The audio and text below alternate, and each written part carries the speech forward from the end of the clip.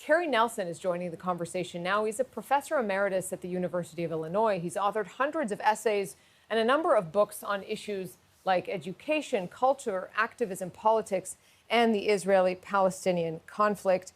Carrie, thanks so much for being with us, for joining the conversation. Thank you. Well, I know that one of the many trends that you've been following is this. I mean, you might say anti-Semitism has been around really just as long as the Jewish people, and you're following an ancient accusation being used against Jews today. Yeah, it's one of the reasons why the numbered examples in the IRA definition are so important, because they really help you identify what really are anti-Semitic incidents and discourse. And it also has tremendous educational value on campus and off campus. And, you know, the new anti-Semitism includes the return of irrational, hate-filled anti-Semitic accusations and conspiracy theories. We thought they pretty much died with the defeat of Nazi Germany in 1945. The Nazis, in one way or another, echoed and revived these medieval slanders, but they are now returning in different versions, including, you know, the single most dangerous accusation, which is that the Jews killed Christ, which is called deicide, killing God on earth. It arose 1,000 years earlier, but it's now returned. You see it. It started in the Middle East. You had an Anglican cleric from East Jerusalem, Naim Atik, say that Palestinians were, for all practical purposes, being crucified, just like Christ was being crucified. That Israelis were crucifying them on a cross.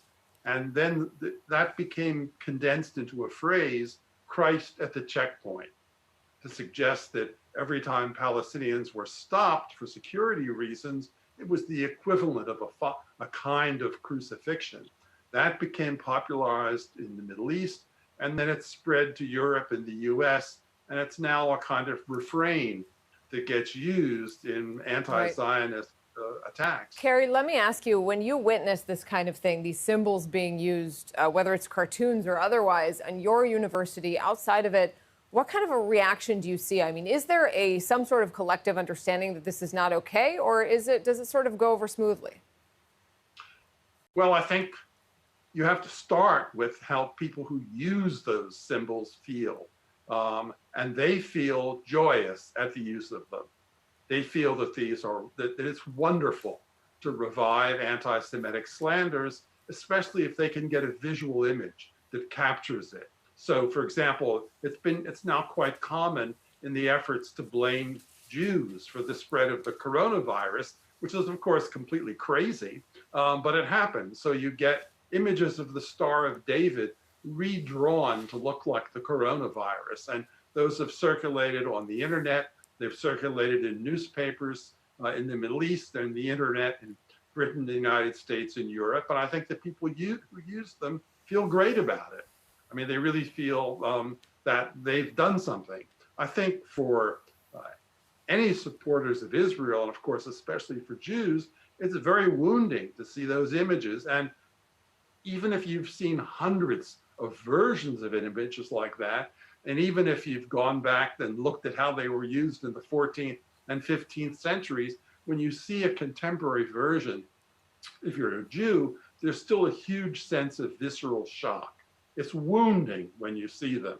You can get over it. I mean, you can process it and understand where it's coming from. But this first sight of something so vulgar and hostile, that so full of hatred, is shocking. And it's even more shocking, I think, for students. I mean, if you're a public intellectual, you kind of expect a lot of aggression in your life.